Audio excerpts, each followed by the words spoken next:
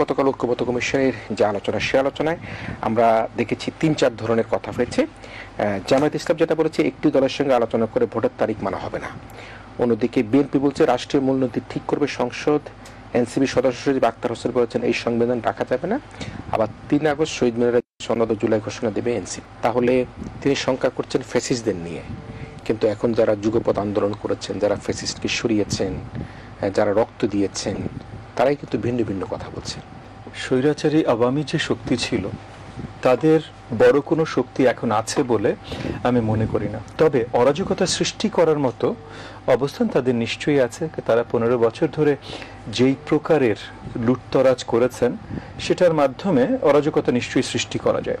তবে কতখানি অরাজকতা তারা সৃষ্টি করতে পারেন সেটারও একটা লিমিটেশন আছে। যেমন মনে করেন যে মাননীয় প্রধান উপদেষ্টার সাথে গত পরশুদিনের আলাপ নিয়ে যেহেতু একটা পর্যায়ে কথা হচ্ছিল, আমি আর নির্বাচন নিয়ে আর যাব না, বাট ওই আলাপের শুরুটা কিন্তু ছিল, আলাপের মূল উদ্দেশ্যটা ছিল হলো যে যে অস্থিতিশীল অবস্থার ভিতরে দেশ আছে, আইন শৃঙ্খলা থেকে শুরু করে সবকিছুতে, সেটা থেকে প্রতিকার কিভাবে হতে পারে, এটা নিয়ে মূল আলোচনা ছিল।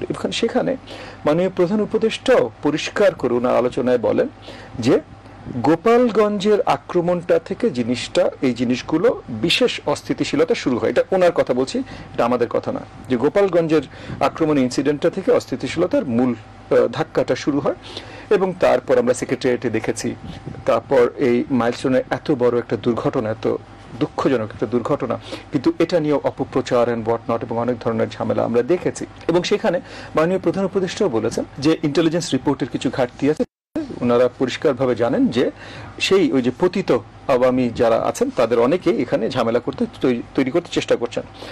আমার পয়েন্ট হলো, এই ঝামেলাগুলোতে অনেক জায়গায় আমরা বা আমাদের ভেতরে অনেকে তাদেরকে সহযোগিতা করে দিচ্ছি।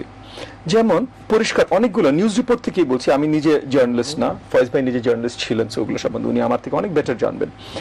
কিন্তু যতগুলো নিউজ রিপোর্ট পড়েছি সেখান থেকে মোটামুটি পরিষ্কার হয়েছে যে গোপালগঞ্জে যে ঝামেলাটা, অল্প কিছু সংখ্যক আওয়ামী দোসররা এই ঝামেলাটা শুরু করিয়ে দিয়ে তারা পালিয়ে গেছে। জনগণ যখন উত্তেজিত হয়ে গেছে, তখন আসলে আক্রমণ বা যে সংঘাতটা হয়েছে মূলত জনগণের সাথে আইন শৃঙ্খলা বাহিনীর হয়েছে বা আর্মির হয়েছে।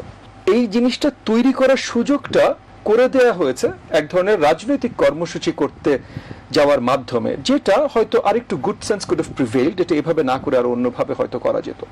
সো এই জায়গাগুলোতে প্রবলেম আছে। বাংলাদেশ জামাতে ইসলামের নেতৃত্ব থেকে বলা হয়েছে এগেন একসময় যে আমরা একসাথে রাজপথে আমরা আসলে কখনোই হয়তো একসাথে ছিলাম না, তবে আমরা স্বৈরাচারের বিরোধিতা করেছি, আমরা রাজপথে করেছি। ওনাদের উপরে দমন নিপীড়নটা এত বেশি ছিল যে ওনারা আসলে সম্মুখে রাজপথে নামতে পারেননি। তাই বলেন আমার প্রচেষ্টা ওনাদের ছিল না বা নামতে চান নাই, এটা নিশ্চয়ই আমি বলবো না, বাট ওনারা সম্মুখে নামতে পারেন নাই, এত শক্তভাবে তাদের উপরে দমন পীড়ন চালানো হয়েছে। কিন্তু তার মানে যুগপৎ আন্দোলন এটাতে তারা সম্পৃক্ত ছিলেন না, তারাও স্বৈরাচার বিরোধী, তারাও আওয়ামী বিরোধী, যুগপৎ আন্দোলনে তারা ছিলেন না। তাদের নেতৃত্ব থেকেও বলা হয়েছিল যে ফেব্রুয়ারিতে নির্বাচন হলে, রোজার আগে নির্বাচন হলে সবচেয়ে ভালো হয়। সো তারা যেই প্রপোজালটা তাদের নেতৃত্ব থেকে দেয়া হয়েছিল, সেই প্রপোজালটাই যখন আরো কয়েকজনের সাথে কথা বলার পর, কারণ আপনি একটা জিনিস খেয়াল করবেন যে একটা ন্যারেটিভ তৈরি করতে চেষ্টা করা হয়েছে, এই দলগুলো একটা ন্যারেটিভ তৈরি করতে চেষ্টা করেছে যে মাননীয় প্রধান উপদেষ্টা হঠাৎ করে লন্ডনে যে বিএনপির ভারপ্রাপ্ত চেয়ারম্যানের সাথে কথা বলেই তারিখ দিয়েছে, না, সবার সাথে কথা বলে ফাইনাল লাস্ট কথা বিএনপির ভারপ্রাপ্ত চেয়ারম্যান তারেক রহমান সাহেবের সাথে কথা বলে। সো বেসিক্যালি উনি যখন এই ডিক্লারেশনটা দেন, আমার ধারণা, এখানে এটা যেহেতু ওনার টিম থেকে ফয়েজ ভাই আছে, সে আরো ক্লারিফিকেশন দিতে পারেন, ধারণা যে মাননীয় প্রধান উপদেষ্টা সবার সাথে আলোচনার মাধ্যমে আলোচনা শেষ করে লন্ডনে তারপর এই ডিক্লারেশনটা দেন। সো তাহলে যেই মুহূর্তে ডিক্লারেশনটা দিলেন, যেই দল এই টাইমটাই চেয়েছিল, তার 1 মাস আগেই ওপেনলি গণমাধ্যমের কাছে এই টাইমটা চেয়েছে, সেই দল হঠাৎ করে বেঁকে বসলো, না তাইলে এখন আর আমি চাই না, এখন অন্য কারোর সাথে কথা বলে দিয়েছেন। তাহলে ওনারা কি চাচ্ছিলেন যে শেষ কথাটা শুধু ওনাদের সাথে বলুক নাকি? এটা আমি অ্যাকচুয়ালি জানি না। এনসিপি আরেকটা নতুন দল, তাদের নিশ্চয়ই পুরো অধিকার আছে, তার যে কোনো রাজনৈতিক দল বা যে কোনো গোষ্ঠীর একটা গণতন্ত্র মানে তাদের অধিকার আছে, তারা যেটা ইচ্ছা চাইতে পারে। কিন্তু যেটা ইচ্ছা চাওয়া আর আমার চাওয়ার মাধ্যমে আমি গণতান্ত্রিক প্রক্রিয়াকে থামিয়ে দিতে চেষ্টা করা, এটার ভেতরে অবভিয়াসলি অনেক অমিল আছে। একই সাথে তারা যদি থামিয়ে দিতে চেষ্টাও করে, এটার প্রভাবের এটার তাদের ওই প্রচেষ্টাটা মেনে নেবে অন্তর্বর্তীকালীন সরকার, তাহলে মুশকিল হবে।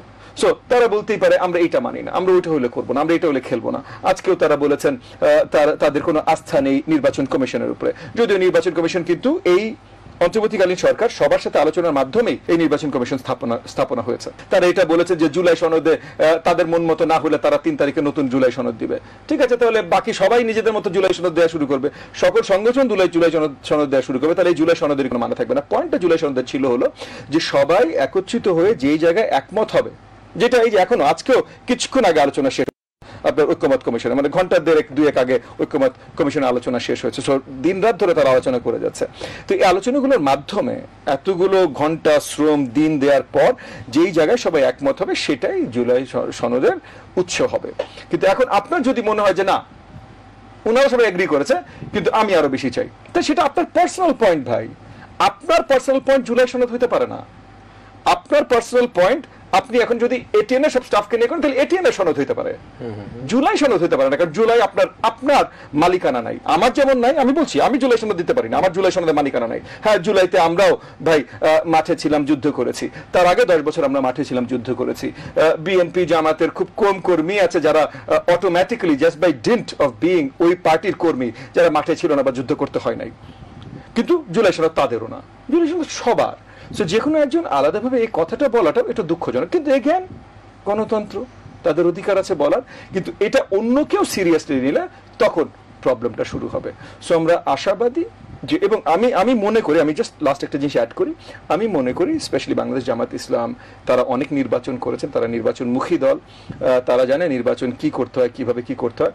আমার মনে হয় তারা এখনো অনেক কিছু যেগুলো আলোচনায় এটা তাদের নির্বাচনী স্ট্র্যাটেজি হিসেবে আনছেন, যে ইদার কোয়ালিশন করলে সিট দরাদরি, কোয়ালিশন না করলে তাদের প্রতি ভোট আরো কিভাবে টানা যায়, এই হিসাবে তারা করছেন। সো নির্বাচন তারা বর্জন করবে বা নির্বাচনে যাবেন না, এই ধরনের আলোচনাগুলো আসলে এটা পুরোপুরি রেটরিক, যেটা নির্বাচনী ট্যাকটিক আমার ধারণা। আমি বিশ্বাস করি তারাও শীঘ্রই নির্বাচনের দিকে যেতে চান। নির্বাচনে যাবেন না কেউ বলেছেন? না, অনেকেই যে এই আলোচনাগুলো করছে না যে আমাদের মতো এইটা না হলে আমরা নির্বাচনে যাব না, ওইটা না হলে নির্বাচনে যাব না। কারা কারা বলছেন সেটা? অনেকগুলো দল এই ধরনের কথাবার্তা বলেছে। ইসলামী আন্দোলন বলেছে পিআর সম্বন্ধে, এনসিপি বোধহয় এরকম কয়েকটা জিনিস সম্বন্ধে বলেছে, জামাত ইসলাম এই ধরনের ইঙ্গিত দিচ্ছে, সো এরকম বলছে। মানে আমি বলছি এনসিপি সম্বন্ধে জানি না, তারা একদমই নতুন, তাদের সাথে আমাদের আসলে দল হিসেবে পরিচিতি নাই। তারা নিজেরাও হয়তো খুব ভালো করে জানেন না তাদের দল কি, কারণ তারা নিজেরা মাত্র ফর্ম করলেন। তাদের সবার সাথে সখ্যতা আছে? সরি, তাদের সবার সাথে দেখা সাক্ষাৎ আলোচনা হচ্ছে? কম বেশি অনেকের সাথে দেখা সাক্ষাৎ হয়েছে গত 12 মাসে। কিন্তু আমি বলছি তারা দলটা যেহেতু নতুন গঠন করেছেন, যে কোনো একটা দল, যে কোনো একটা অর্গানাইজেশনেরও নিজের ভিত্তিটা ভালোভাবে বুঝতে একটু সময় লাগে। সো ইসলামী আন্দোলন অনেকদিন ধরে আছে, ভালো হোক খারাপ হোক অনেকদিন ধরে আছে। সো তারা কি সেটা তারা অ্যাটলিস্ট বুঝে।